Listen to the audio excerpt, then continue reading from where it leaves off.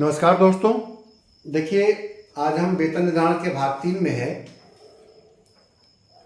आज भी हम लोग 7वें वेतन आयोग के वेतन निर्धारण करेंगे 1/1/16 से। 7वें वेतन आयोग में आपको बताया कि मैंने पे मैट्रिक्स लेवल दिए गए हैं 1 से लेकर आपके 17 तक। उत्तर प्रदेश सरकार में पेपर आ सकता है कि 7वें वेतन आयोग में पे मैट्रिक्स में कितने लेवल हैं, तो 17 लेवल हैं। और आपके 6ठे वेतन आयोग में के जो आपके ग्रेड पे थे उसी के अनुसार पे मैट्रिक्स लेवल दिए गए हैं। ग्रेड पे को उन्होंने पे मैट्रिक्स लेवल में बना दिया है। 6ठे वेतन आयोग में 3% का इंक्रीमेंट दिया जाता था और 7वें वेतन आयोग में उन्होंने कोष्ठकाएँ बना दिया है और उस कोष्ठका में जो धनराशि है वो धनराशि इंक्रीमेंट के रूप में दिया जाता है। ठीक है, तो देखिए आज हम 7वें वेतन आयोग में कुछ प्रश्न ले रहे हैं। ऐसे ही प्रश्न पेपर में आएंगे। तो पहला प्रश्न है, किसी कार्मिक की नियुक्ति सहायक लेखाकार के पद पर वेतन बैंड 5200, 20,200। 6ठे वेतन आयोग, क्योंकि जब वैकेंसी निकलती थी 7वें वेतन आयोग के समय 2016, 17, 18 में, तो प्रायः पुराने वेतन बैंड का और ग्रेड पे का उल्लेख जरूर किया जाता था। तो मान लीजिए वैकेंसी निकली है 2016-17 में, तो ये बताया जाता है कि 6ठे वेतन आयोग में किस ग्रेड पे का पद था। तो इसलिए प्रश्न में दे रखा है कि किसी कार्मिक की नियुक्ति सहायक लेखाकार के पद पर वेतन बैंड 5200, 20,200, ग्रेड पे 2800, और देखिए ब्रैकेट में कह दिया उसने पुनरीक्षित वेतन मैट्रिक्स लेवल 5 में हुई है। उसने दिनांक 4 जून 2023 को पद पर योगदान किया है, तो उसका वेतन लेवल 5 के न्यूनतम वेतन 29,200 पर निर्धारित हुआ। ठीक है, अब स्पष्ट कीजिए कि उन्हें पहली वेतन वृद्धि कब दे होगी, उसके बाद अगली वेतन वृद्धि कब दे होगी। तो प्रश्न में बता दिया कि उसका वेतन 29,200 पर निर्धारित किया गया है, जो लेवल 5 का न्यूनतम है। जब भी कोई व्यक्ति सीधी भर्ती से आएगा 1/1/16 के बाद, तो जिस ग्रेड पे या जिस लेवल पर उसकी नियुक्ति होगी, उस लेवल का जो न्यूनतम वेतन है वो उस कर्मचारी को दिया जाएगा। आपको मैंने एक टेबल दिया था और आपसे भी कहा है कि 7वें वेतन आयोग की पे मैट्रिक्स लेवल की जो आपकी सूची है, टेबल है, कोष्ठिका है, उसको जरूर प्रिंट आउट करके रख लें। उसके आधार पर क्वेश्चन करना होगा। पेपर में आपको अगर प्रश्न का जवाब सॉल्व करने के लिए कहेगा तो वो स्वयं बताएगा कि अगली कोष्ठिका में कितनी धनराशि है। ठीक है, वो स्वयं बताएगा कि अगली कोष्ठिका में कितनी धनराशि है।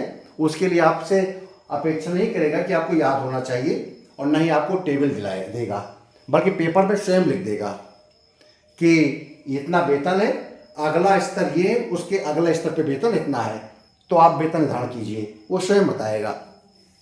यहाँ पर देखिए बता दिया है कि 29,200 पर निर्धारित हुआ है। तो अब प्रश्न पूछ रहा है आपसे कि बताइए कि उसे पहली वेतन वृद्धि कब दे होगी और उसके बाद अगली वेतन वृद्धि कब दे होगी।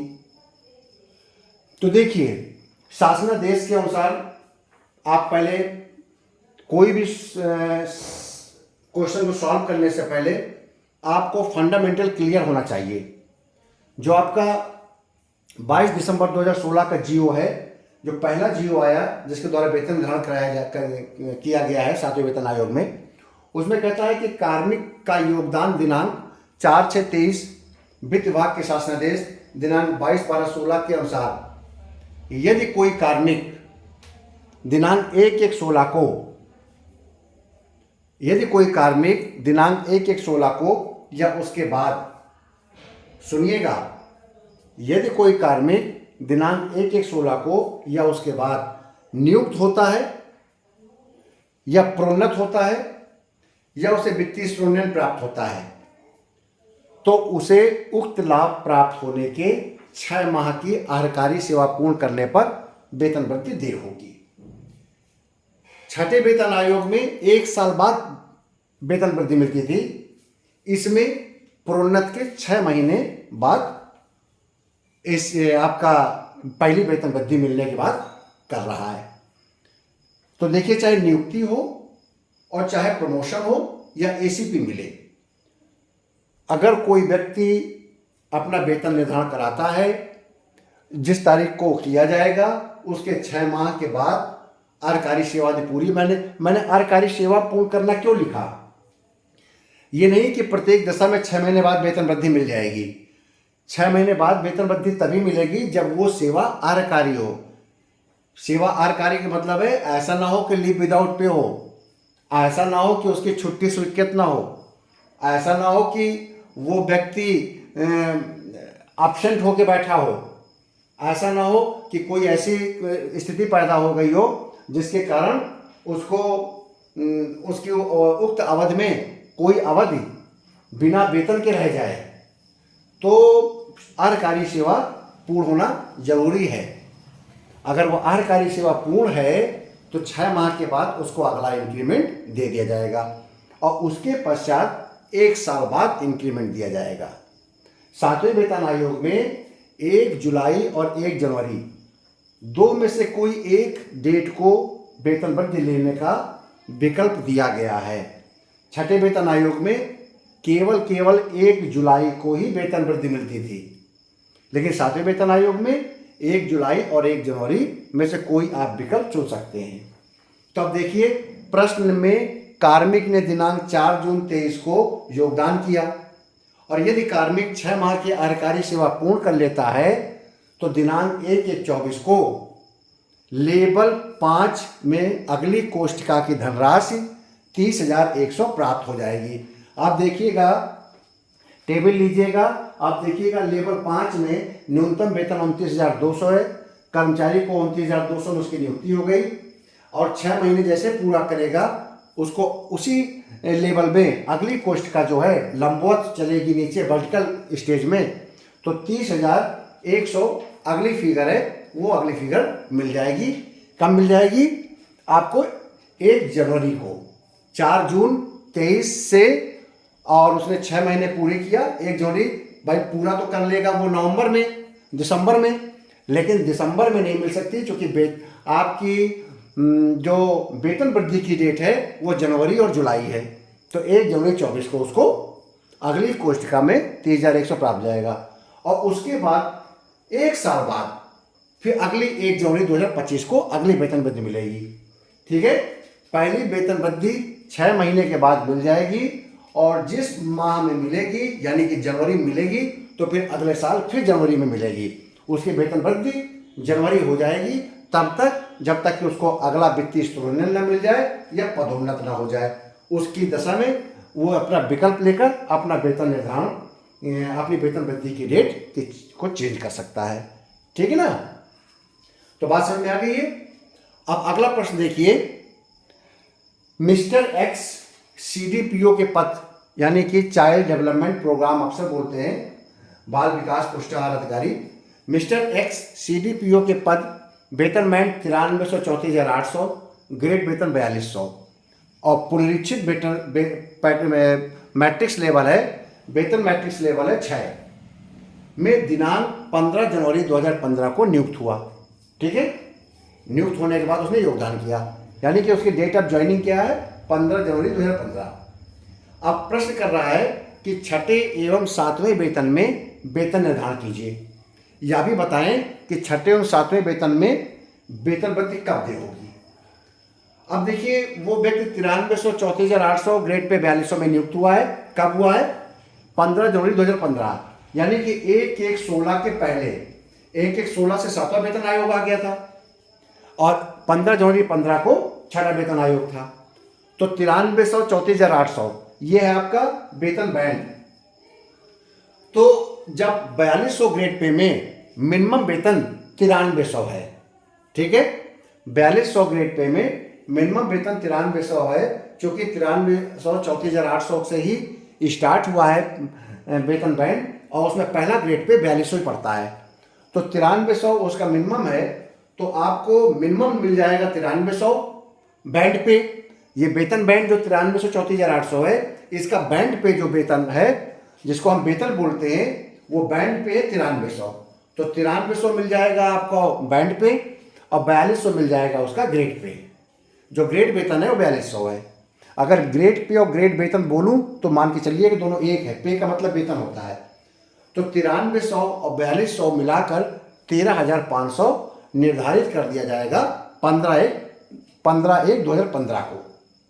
कितना वेतन निर्धारित हो जाएगा? 9300 और 4200। क्योंकि 4200 ग्रेड पे में कोई कर्मचारी सीधी भर्ती से आता है तो उसको मिनिमम 9300 दिया जाएगा और साथ में 4200 ग्रेड पे, ये दोनों का टोटल 13,500 हो जाएगा। अब कहता है कि इसकी वेतन वृद्धि कब होगी? तो देखो, छठे वेतन आयोग में 1 साल बाद मिलती थी वेतन वृद्धि। और कब मिलती थी? 1 जुलाई को। उसमें 1 जनवरी और 1 जुलाई का विकल्प नहीं था, केवल एक ही विकल्प था, 1 जुलाई।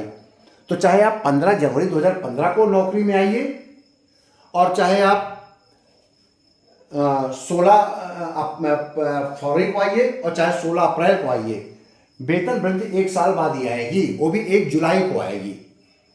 तो 15 जनवरी 2015 को वो सेवा में आया और 15 जनवरी 2015 के बाद उसको अगली वेतन वृद्धि 1 जुलाई 2016 को मिलेगी। ठीक, 1 जुलाई 2016 को मिलेगी। अब इसके बाद क्या है कि इसका हम 7वें वेतन में वेतन निर्धारण करें। तो 7वें वेतन में जब वेतन निर्धारण करेंगे तो चूंकि 15 जनवरी 2015 को आया, उसको कोई इंक्रीमेंट तो अभी मिला नहीं था, कोई वेतन वृद्धि हुई नहीं थी, अपने मूल पद में था 9300 में और ग्रेड पे 4200 में। तो हम ये देखेंगे 1 जनवरी 2016 को कि उसकी 4200 के ग्रेड पे में मिनिमम वेतन कितना है। तो पे मैट्रिक्स लेवल में हमने देखा 4200 ग्रेड पे के लेवल 6 में मिनिमम वेतन है 35,400।